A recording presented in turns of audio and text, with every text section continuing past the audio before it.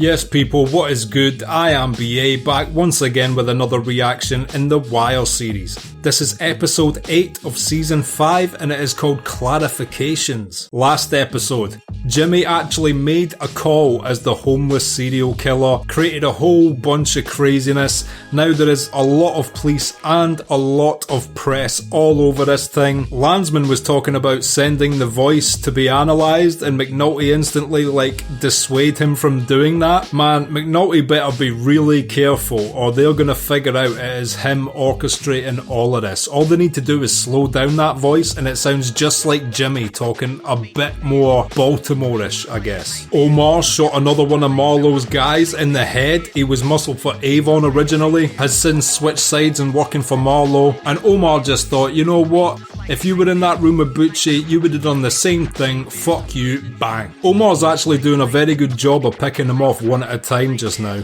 How long can this last though? Surely some shit has got to hit the fan regarding Omar and Marlowe very soon. And Kima was trying her best at parenthood, tried to put together an IKEA thing, didn't really work that well. But then at the end of the episode, her and her kid were saying goodnight to the city, and it seems like she's at least doing a decent job considering she's got no prior experience doing so. And Bunk continues to get incredibly frustrated at all the bullshit that is being put in his way of solving these actual murders because of McNulty's fake case. I hope Bunk just fully has it out with McNulty before the end of this series because of this. McNulty's doing all this to get money to track Marlowe. If Bunk can actually solve these cases, he would be getting Marlowe in the same way.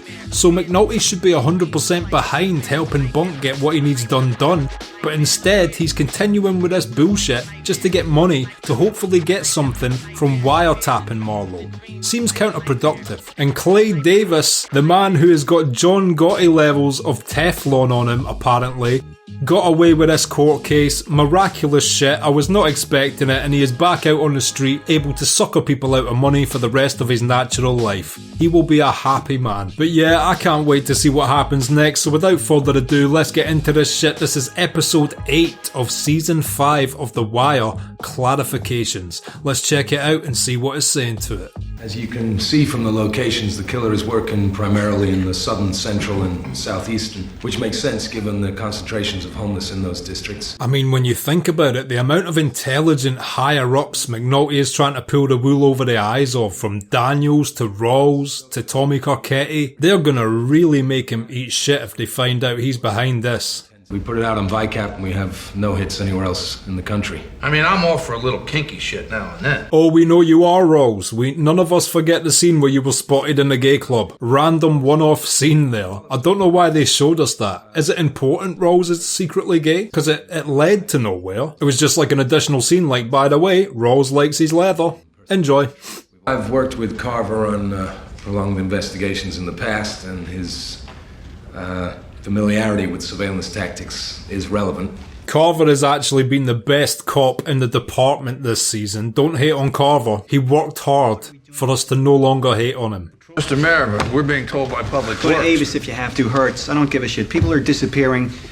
They're dying, for Christ's sake. Just do what you need to do. What's Tommy gonna do when the bill for all this shit McNulty is signing off on just gets put down in front of him? Like, by the way, this is what all that shit cost. Where's he gonna get the money from? Or is that just gonna be added to the debt of the city he is already, having trouble dealing with? He won't care anymore because he'll be governor. That'll be the next mayor's problem to solve. That shot of the stone getting thrown at the CCTV camera never gets old. Still one of the best shots in the whole show. I want to say, while the intro's playing by the way, if all you guys know Michael K. Williams from is this show, you are doing yourselves a complete disservice to not watch Boardwalk Empire. Because trust me, he plays an arguably as legendary character in Chalky White in Boardwalk Empire as he does in The Wire as Omar. One of my top 5 favourite TV shows of all time, no question. 3 of the best, most interesting characters I've ever seen in any medium of media in a single show, and it's got real historical figures such as Al Capone, Lucky Luciano, Arnold Rothstein, etc. And it's produced in the first episode directed by Scorsese. Fucking watch Boardwalk Empire, you weirdos. Duquan is like double the size he was one season ago. Yo, can I help you? I'm looking to work. Hey? No way! Now working in a sports shop. I mean, when season 1 started, I would have never have imagined Put ending up as a WWF referee, but here we are. Shit got old. So I guess you need to bang a while longer, then come back, see if we got something. Go back on the corners for a bit, you'll see selling shoes ain't as bad, Duquan.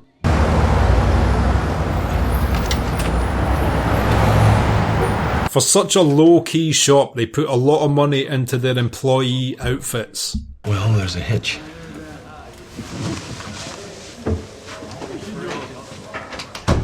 Is he gonna tell Carver now? Fuck. What will Carver make of this? Commander throwing more resources at me than I can use on my homeless stuff. I got that covered, but Lester, he's got a fresh line on Morrow Stanfield. Ah, so he's not gonna tell him about the homeless serial killer being fake, but he's gonna try and get him on Marlowe. So you're throwing people over to Lester and paying for it from your case, is that it? OT out the ass.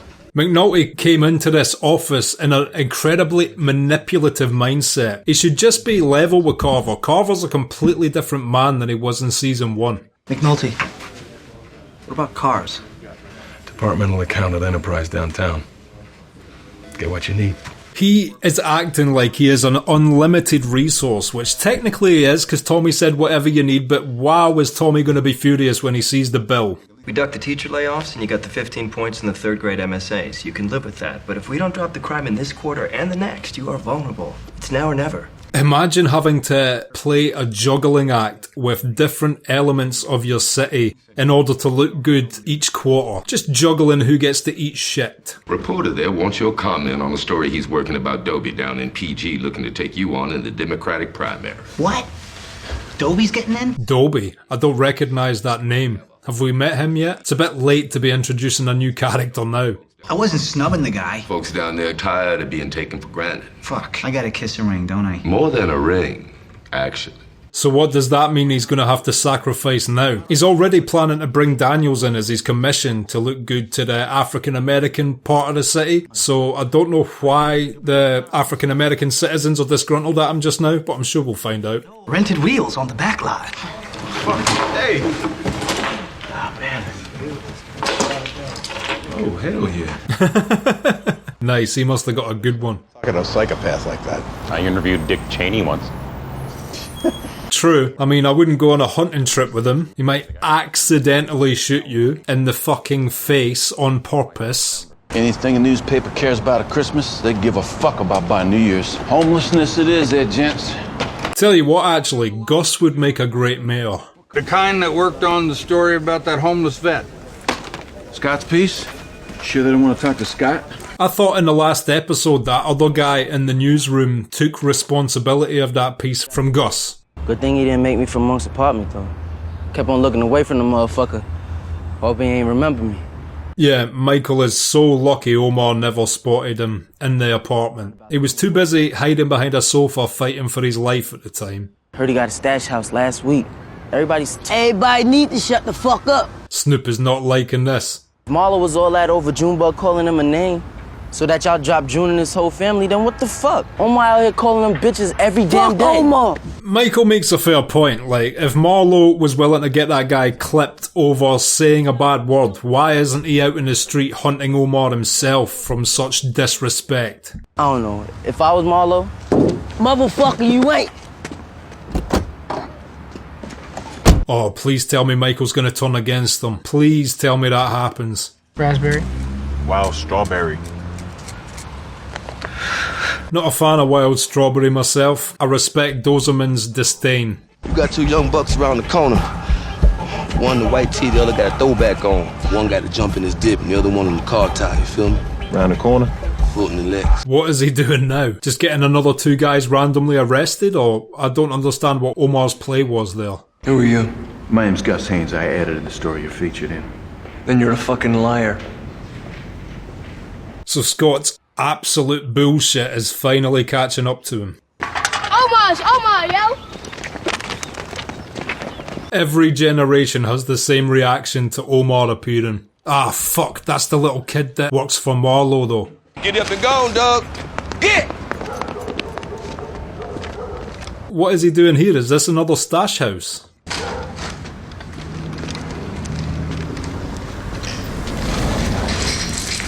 Shit, even a little bit. He doesn't care how much he damages them. I'm obliged to walk up in there now.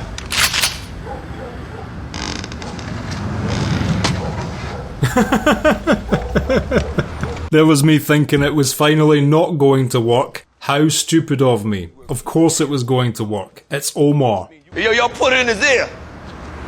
Marlo Stanfield is not a man for this town. You dig? Marlo is looking incredibly weak to all his soldiers now though. If I was one of them soldiers, I'd be like, Marlo, please go and deal with this. We're all getting fucked up. Just sign the motherfucker. Shut the fuck up.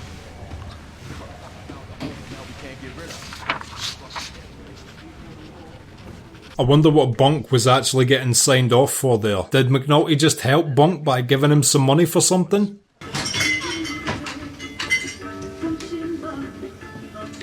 Need a pack of Newport. Is this the same shop that was once owned by that guy who Chris and Snoop and shit ended up killing? Let me get one of them too. Are you shitting me? Nah. Oh my god.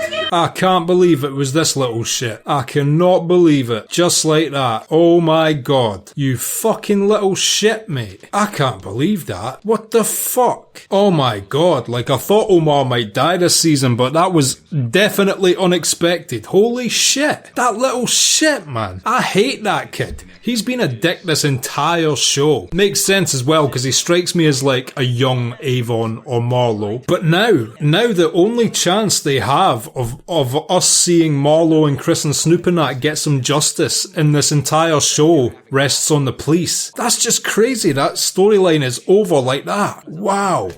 That little shit. I tend to be a little more descriptive in the telling of a tale. In fact, I know what it is to tell a story.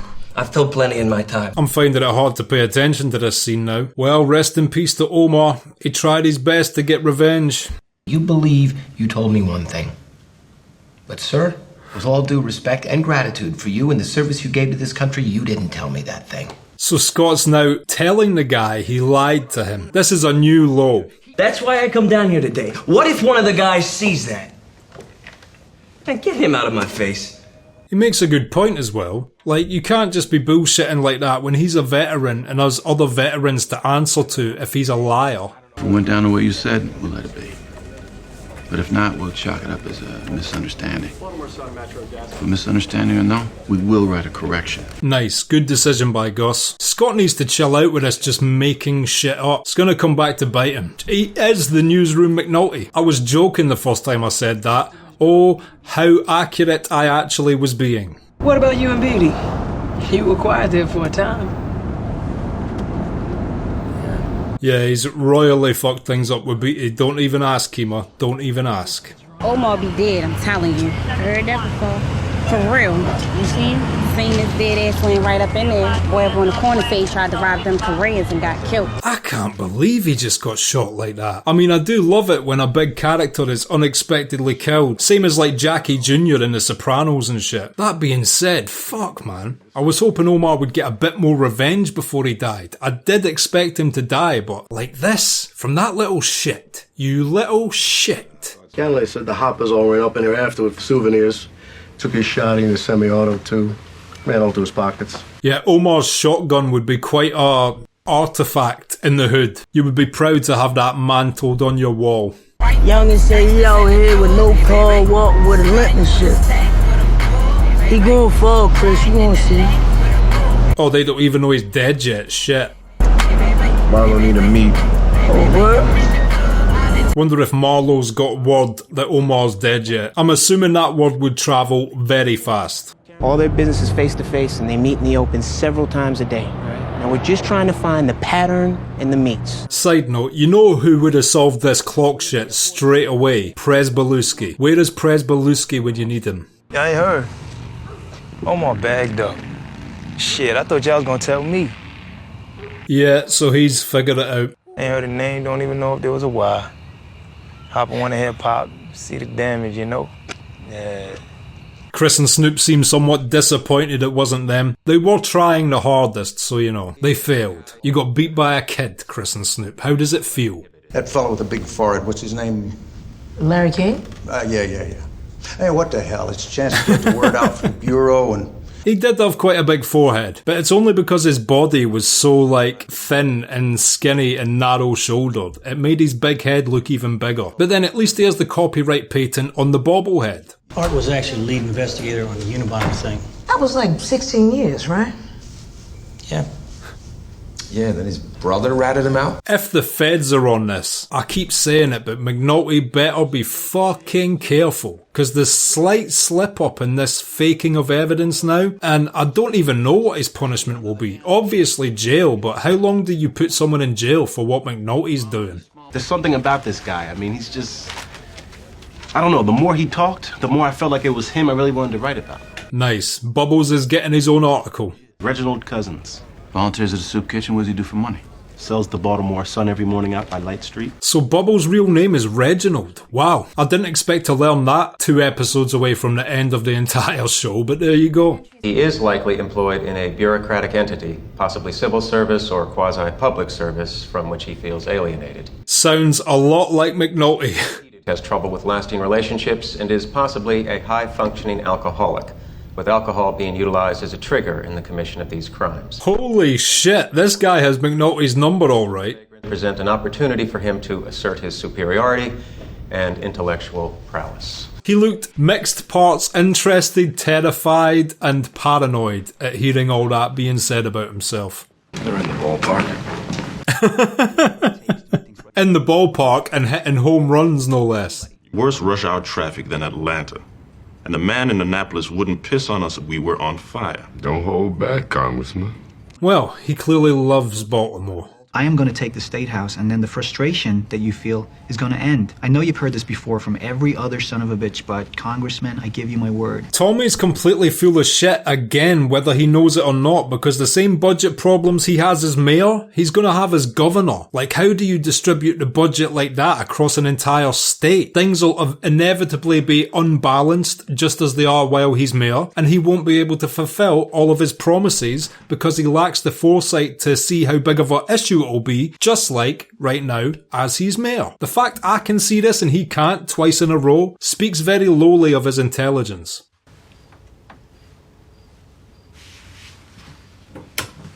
Have Beatty and the kids just left? If anything, I thought she would kick McNulty out, not leave herself.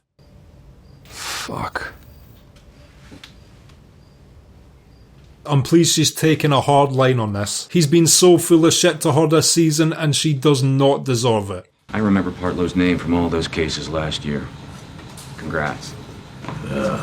Okay, so the guy actually helped Bunk and got Bunk ahead of the queue. And he got Chris's DNA, I'm assuming, which is huge. That means Chris is fucked. Does it not? I think it does. You city sons of bitches have managed in a single week to transform Clay fucking Davis into Martin Luther King Jr. You now come to me with this? It's true, he seems like such a martyr just now to the general public. Why didn't Lester anticipate this might happen and wait for the feds to do it, or the Department of Justice to do it? Thank you.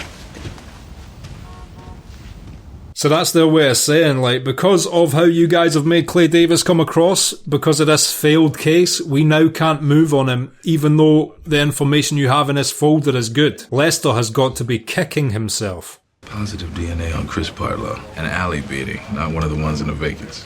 The fucker. So McNulty did sign off on that thing to help Bunk. He didn't even know what he was signing off on, but that was a lot of help to get Chris's DNA back off a murder. That's at least Chris off the street. What are you talking about? Yours was a 9mm, this one's a 32. Yours was a bar pickup, this one's a Hummingbird. Still worth checking out. Is this guy just trying to get a little weekend away? Now they're taking the piss with this unlimited budget shit. I don't know exactly what you're up to, but I know this. If someone picked up a phone around here, your shit is critically fucked. Now he's getting blackmailed off of them. I don't know how they're all aware that what he's doing is bullshit, but they seem to be wise to the fact that something isn't right here. And under a quick bit of investigation, McNulty would quickly be fucked. This series is going to end bad for McNulty. I just know it. 2306, 2312. 2312. Both my subjects. Are you going to their cell phones? Negative. They on the move? Negative. Now Bonk has Chris's DNA, can't he just instantly arrest him? Or do they need more testing back from the lab before it's conclusive or something? Hey man, let me give you a hand. All right, you ready?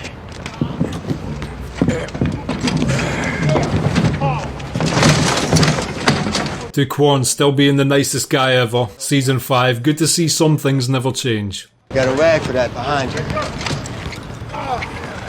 Jump! Jump, man! Jump! Jump! Oh, that's a cool little job, getting to ride in the wagon on horseback. You're actually gonna compare the FBI profile with every person of interest I can find? Hell yeah, somebody's got him. What are you doing? Is he going to tell Kima this is all bullshit? I'm assuming so. You get one seat. Two, and you have me out there raising money for you in the primary. Sold. And Clay, it scares me to think of the damage you can do with 2 votes on the liquor board. Agreed. And I'm not sure if I trust Clay Davis to raise any money for me. I'll be getting like 20% of it. He'll be getting the other 80. Jimmy, you can't do this. couple days more. Lester gets his best shot at Marlowe. After that, we'll never hear from the Red Ribbon Killer again. She's taking this complete waste of her time better than I was expecting. But at least he's not wasting any more of her time. You know the stable on Boo Street? Be there before 9. That horse better watch out looking that fancy in the hood. Get your chain snatched out here, horse. Give me your rein. This is a stick-up. I want the rein and the thing you put over the eyes now. He lets this go now. These guys are gonna go to ground. We're right at the edge of something here. He's given us a couple of days. He owes me. I expedited his lab work for it. So that's why he's holding it off, just in case. Because if he moves on it now, Snoop, Marlowe, all of them will disband and hide away. I get it. I figured Cheese was just one of many. The note reads like Omar had him under Marlowe's wing. Lieutenant at least. Fucking traitor method, man. I hope you die in these next 2 episodes. Please someone shoot Cheese in his fucking head. How'd she take it? There's no way McNulty's ending this season on a high note. McNulty has to bite the bullet for all this shit. I think they'll get Marlowe, but I also think McNulty will get caught for all this shit. Is my prediction for the end of The Wire. Map 34. Grid E3. 34. E3. 34. Fuck, the days before sat-navs, map reading. I never drove before sat-navs, I drove later in my life, I didn't drive all through my 20s, but thank God I missed out on that. I've been shotgun map reader plenty of times in my life though. Our governor has, in the last year, placed severe restrictions on whatever stopgap state programs were in place. Nobody wants their candle to go out. Get heavily scrutinised if you let your candle blow out. Well, I say that this is not only tragic, it is unforgivable. Tommy can still put on a great show for the public when a mic's in front of him though. He's got Clay Davis levels of crowd control. I've never seen him get hated on while he's been at a podium yet. Not tonight can you prey on them, and not tomorrow. Not any longer. We will protect you. Holy shit, he's giving a William Wallace, King Leonidas level speech to the troops right now. He doesn't fuck about on the mic. Think you could do that again? Excuse me? Except this time the jury's a federal one. Same 9 white, 3 black. Why is Lester doing this when he's already been told by the Department of Justice this shit isn't gonna happen? Does he think he can make Clay Davis think it's gonna happen when it's not? The next call will be to the U.S. Attorney's Office. And we will go again. But for real. You can keep that copy, ma'am. Well, that wiped the smile off his face. Maybe he will buy this, but this is a bluff. This is a stone cold bluff, I'm assuming, but it looks like he's buying it. But her story is great. Look at that quote. It's a perfect quote. Best quote I could ever ask for. And that's my concern at this point. I hope Gus finally just stops him bullshit. This is ridiculous. Do you think I made it up? We have a standard that we follow here. I'm a follower. It's about time he dug his heels in with this. Scott would have just bullshitted forever and ever if Gus hadn't have brought it up to him there. And how hard was it to get an actual quote? He makes a great point. There was hundreds of homeless people holding at the candlelit vigil. Why didn't he just get quotes from them until he got a really good one? An anonymous attribution in a public setting? There's no need for it. Let's discuss this. Actually, I did discuss it. I discussed it with the Metro editor, and he agrees. Is Gus going to get fired for this? Why do I have the feeling they're going to side with Scott and his sensationalism over Gus and his let's report some real, actual fucking news stance? Bending the rules in this instance. Good night.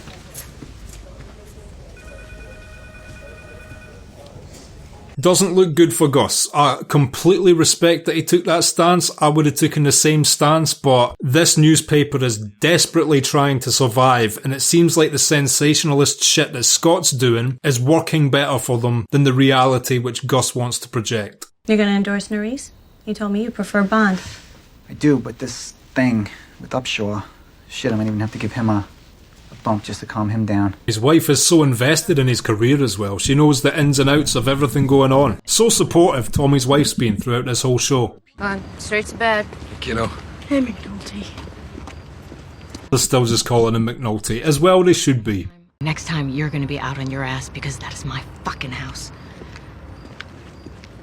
So good to see Booty take this stance. He doesn't deserve anything other than that. We had a lot of clocks with 34 seconds. That's the page for West Balmer. Right. Now the second hand is always the map page. Oh shit, it's like map coordinates. Well, I was not expecting that to be the code. They coded by the grid square. I mean, we saw the scene of the Greeks giving Marlowe the phone. We never saw the convoluted, complex scene of them explaining this really elaborate coding system. Was that at a different meeting? Good work by Sidner though. The times are all at 35 seconds. And that's the page for East Balmer. Cheese. So that's code for when Cheese gets a re-up instead of Marlowe. You too, huh? You all are good with this. Kima. Not me. Okay, so she is taking it badly. She seemed to take it quite well when McNulty first explained, but she's pretty fucking furious. They're not gonna be there either. Family, that's it. Family. And if you're lucky, one or two friends who are the same as family. She's so correct, but I feel like she doesn't need to be giving McNulty this speech. She's given him so many chances. At this point, you would want Beatty to be happy and just dispel him completely. There's always the chance that he will just once again tumble back into stupidness at a later date. Lester says he's close. Time will pass, and I'll be able to shut this thing down.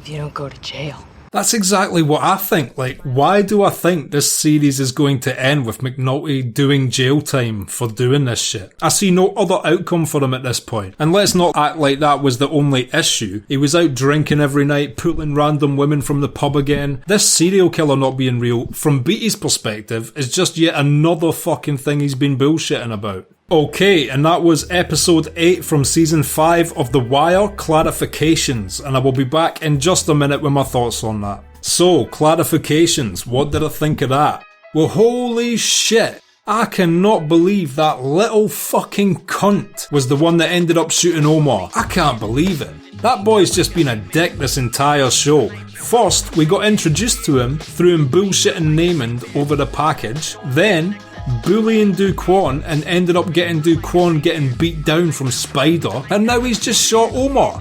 This kid is the fucking worst. Obviously we won't see this kid die in this show, but it's worth making a Wire sequel just to see the grown-up version of that kid shot in his fucking head. And I guess now we can finally salute Michael K. Williams and the character of Omar. It was an incredible character, obviously based on the real life Omar who died during the shootout at the apartment, and his whole story was so unique, his character was so unique. An absolute street legend, happened to be a homosexual, which rubbed the people he was robbing the wrong way because of their preconceptions as to what a gay dude's meant to be like. He flipped so many tropes on their heads from the start for that, and also very much just a modernisation of the Robin Hood character.